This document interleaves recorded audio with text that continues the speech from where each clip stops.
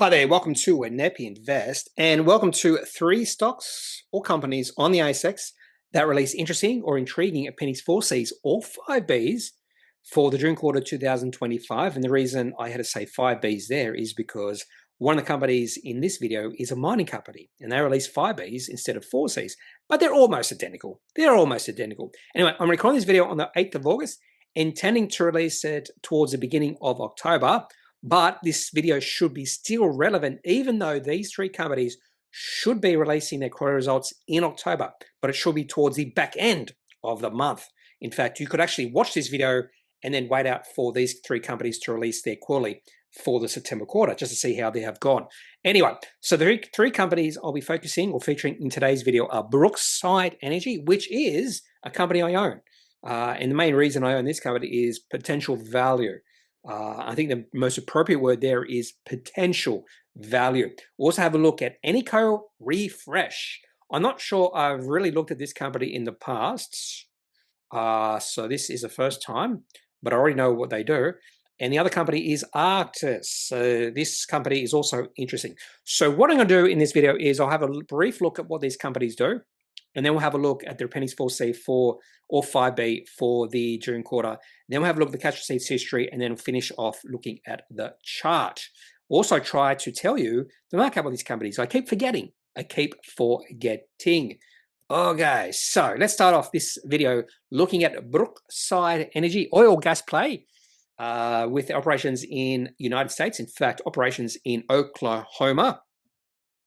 It does seem like they always expand their operations, bring a new well into production. So the Anadarko Basin, just south of Oklahoma City, that sort of area, which I just do know because I used to live just south of Oklahoma City many, many years ago.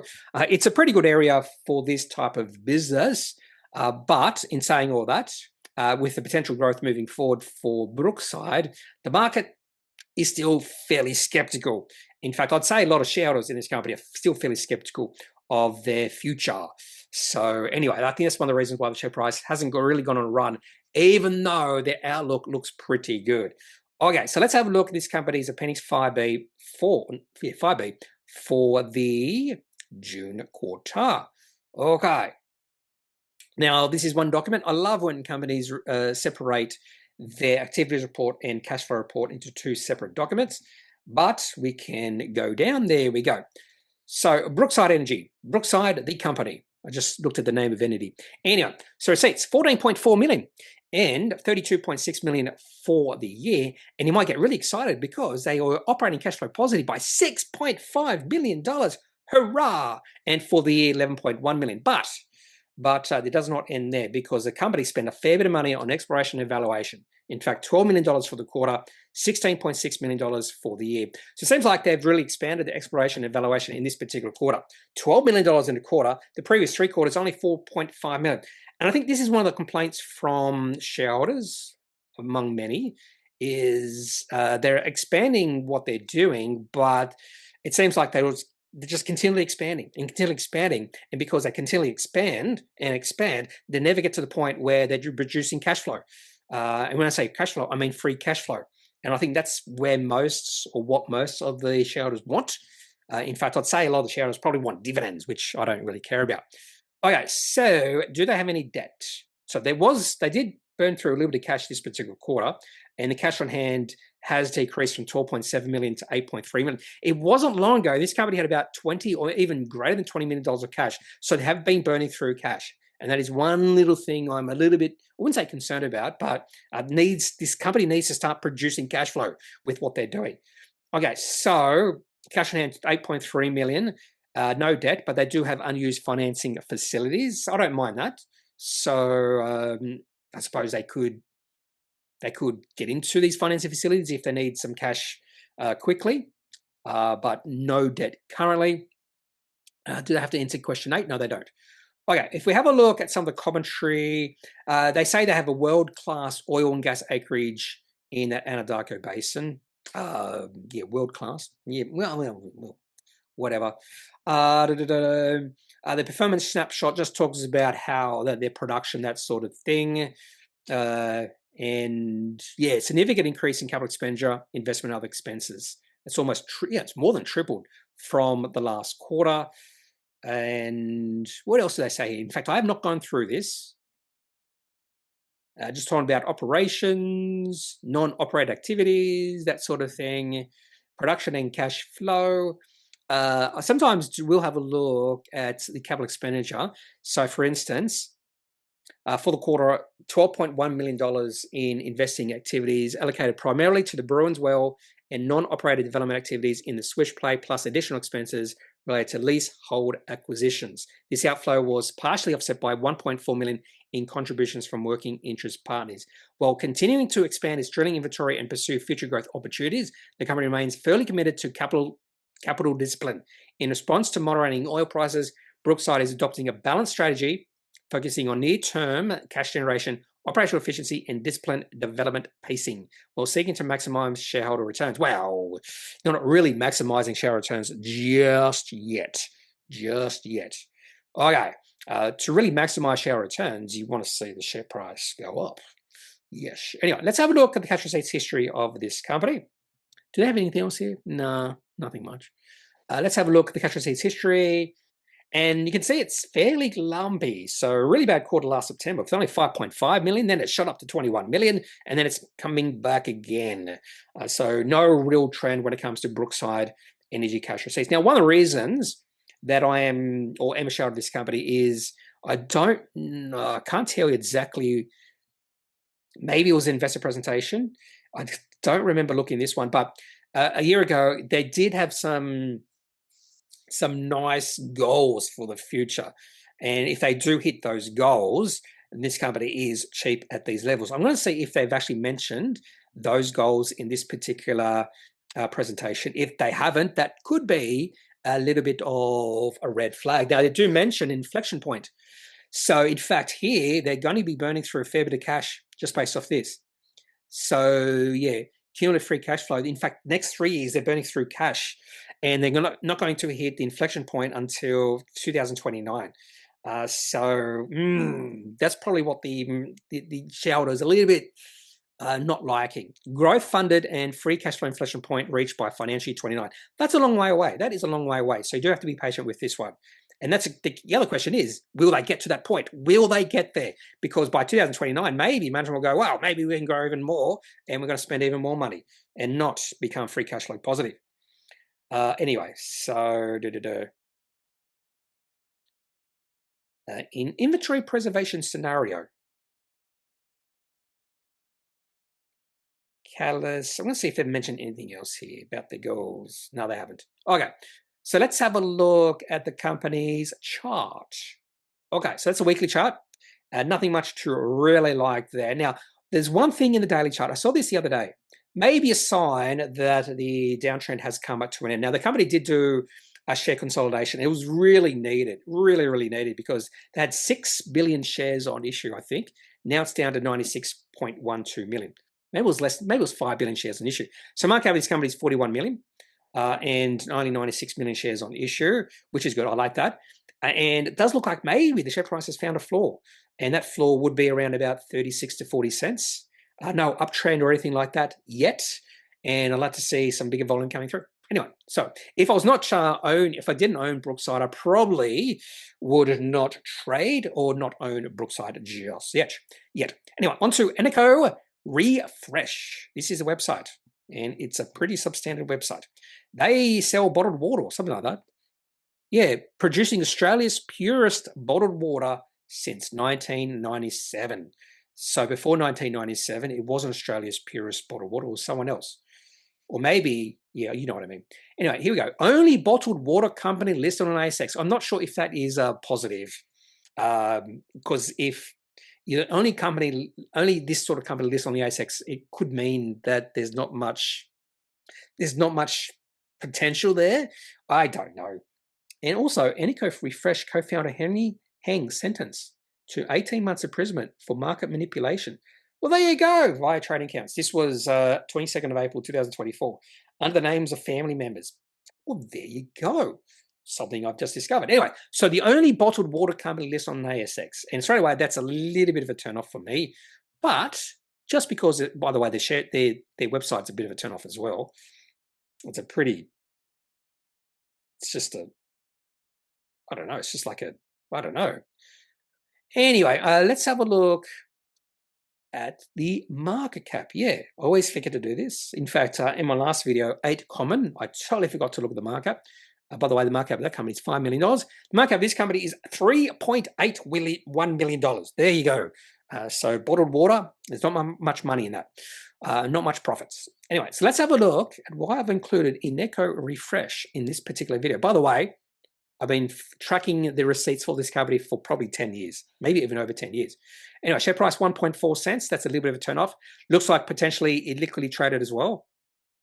If we have a look at the trade history, it's not as bad as what I thought it might, but there's been no trading in this company since the 31st of July.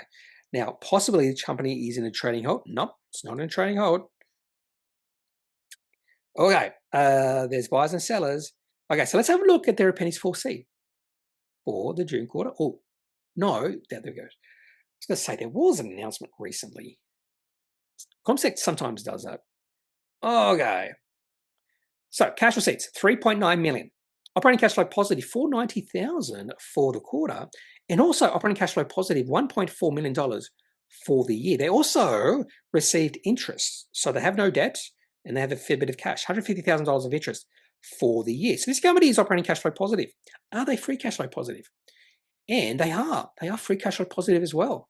In fact, free cash flow positive about $1 million for the year. Now think about that. Company has a market cap of $3 million, but operate on free cash flow positive of about $1 million. Interesting. Do they have any cash on hand? They must have a fair bit of cash on hand.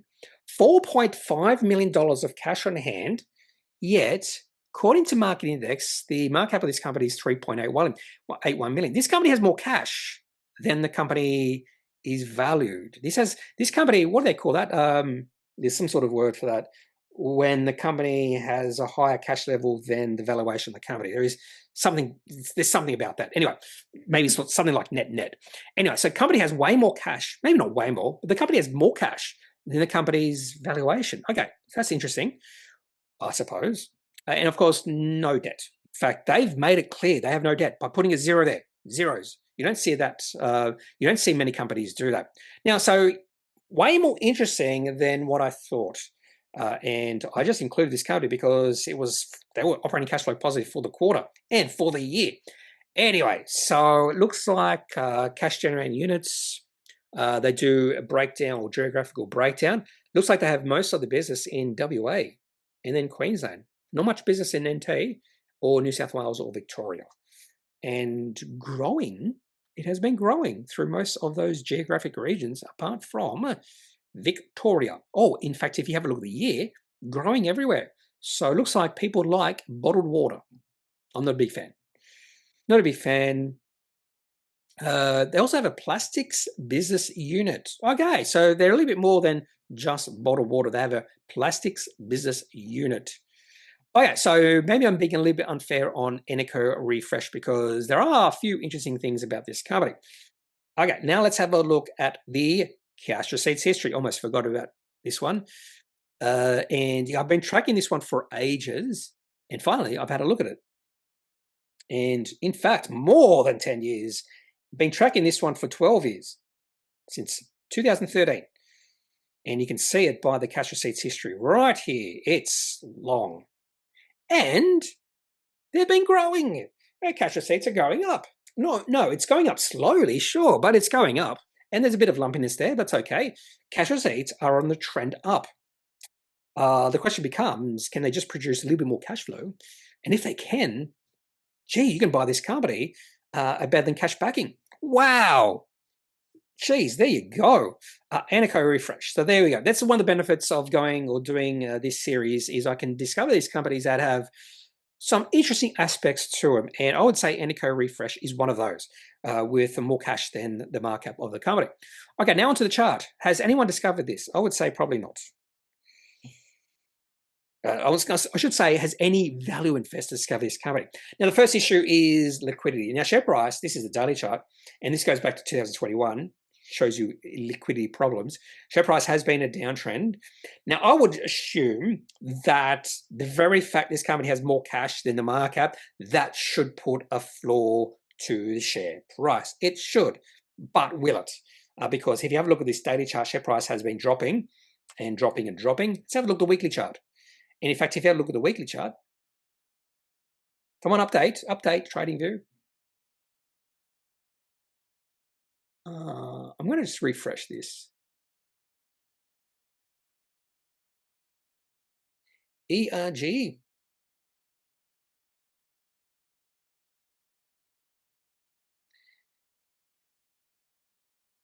Oh, geez. It doesn't go yet. It only goes back to 2020 for some reason. I don't know why.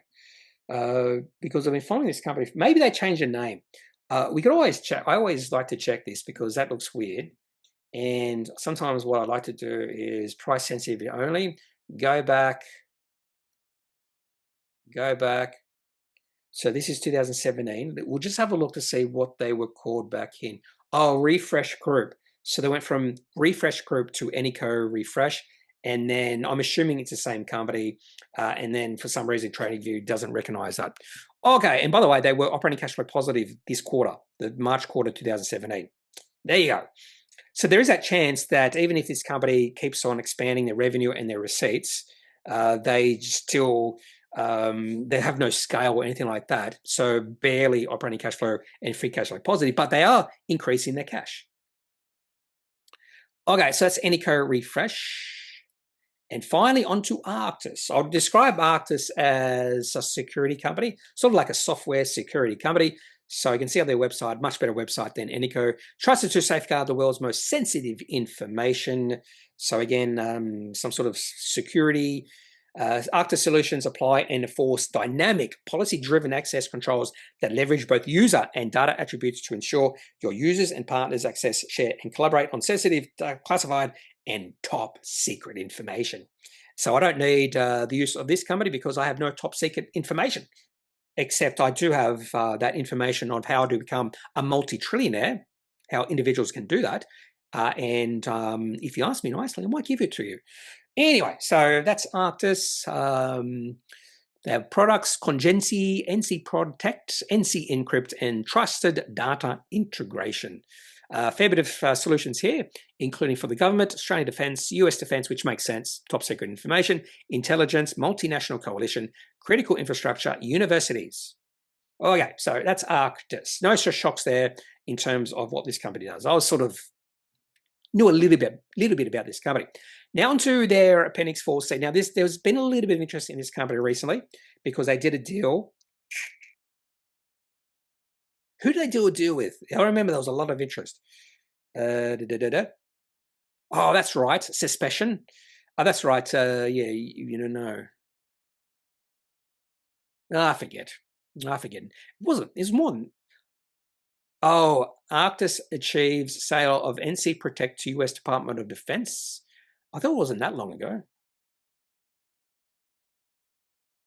Anyway, in fact, you can have a look at the chart and just see when the share price took off. Anyway, so this company did achieve a little bit of interest in the market because of something that happened not that long ago. ArchTIS appoints US-based industry experts to accelerate growth. Maybe it was that one. I don't know. Anyway, let's have a look at their Appendix 4C. And obviously, it's intrigued me enough to include this company in this series. So, yes, they were operating cash flow positive. So receipts 3.7 million, operating cash flow positive 1.4 million. They're also positive for the year, even with government grants and tax incentives. So if you take that away, they were operating cash flow positive by 900,000. So this was a pretty good quarter. And if you compare their receipts to the year to date, a much better quarter. Now, one of the problems with ArchTIS is their receipts can be really lumpy. They can have a really good quarter and then follow that with a really bad quarter in terms of receipts. So you have to keep that in mind as well. Were they or are they free cash flow positive for the quarter? Yes. For the year, no. So they do spend a bit of money on capitalized research and development. That is intellectual property. It's an ongoing cost. It's a real cost. You can see 771,000 for the quarter, 2.96 million for the year. And I like to include that when I gauge whether the company is free cash flow positive or not. Technically, you don't have to include that. Cash on hand, enough cash on hand, $3 million. And do they have any debt? Have a little bit of debt, but that's okay. It's only $2 million of debt, and it doesn't look like the interest rates are too high. And if we have a look at the interest paid for the quarter, only $39,000, so it's not that big of a deal. If you have a look at the commentary, annual recurring revenue, $4.8 million, up 17%. Gross margin up to 81%. This is one of the reasons why I like these sort of companies. They should have fairly nice or high gross margins. Operating expenses up 11%. So it looks like maybe, revenue. Do they mention any revenue here? They don't. Oh, they do. Revenue of 1.9 million, up 24%. So revenue up more than operating expenses, 24% compared to 11%. And I think the rest I've already mentioned. Customer wins during the quarter include the US Department of Defense, UK-based subsidiary of global aerospace and defense industry leader. Okay. And any nice charts here? Nothing. Oh, and a couple raise. I did a couple raise not that long ago. Okay, now onto the cash receipts history for ArchTIS AR9. Oops, I've got to actually write it in. AR9. And I can't remember when this company listed, maybe 6 years ago. Here we go. Get rid of this. I don't like that. I don't need to know that's receipts, because I know it's receipts. And I also just want to make sure it's on the screen. There we go. So, okay, so they listed in 2018, and you can definitely see there is a bit of lumpiness here. So sometimes they have really good quarters and then bad quarter, good quarter, then bad quarter. In fact, that's been the scenario over the last year and a half. Good quarter, bad quarter, good quarter, bad quarter. So I wouldn't be surprised to see next quarter receipts about 1.4 million. Anyway, so that's something you have to keep mindful of, but receipts have been growing through time. So the low receipts, the low quarter receipts are just above 1 million. And if you go back to 2022, the low receipts were below 250,000 almost. So definitely receipts, revenue are on the increase for ArchTIS. Okay, now on to, actually before that, markup of this company. I'm thinking 60 to 70 million. There we go. 66.16 million. I'm glad there's a 1 there because that would be the devil's number. Anyway, so share price has, and the valuation has increased recently because of a little bit of interest in this company. And you'll be able to see that when we look at the chart. In fact, I can actually tell you exactly the announcement that caused the interest in this company. We'll go to the daily chart first. So it was around about the 17th of June. So 16th, 17th of June. We'll just go back. 16th, 17th of June. Because that's right. It was not marked price sensitive. ArchTIS achieved sale of NC product to US Department of Defense, not marked price sensitive. And then 2 days later, ArchTIS enters UK market with Defense Industry Award. So that really increased the interest in this company. And if you have a look at what's happened since then, a little bit of volatility, massive increase in volume, a little bit of volatility, but the share price has remained at these elevated levels. So nice looking chart for ArchTIS. Now, if you have a look at the weekly chart, and because the company really hasn't made it just yet, haven't become profitable, you can see there's been periods when there's a lot of hype in this company. And this was back in middle of 2020, a lot of interest in security companies back then.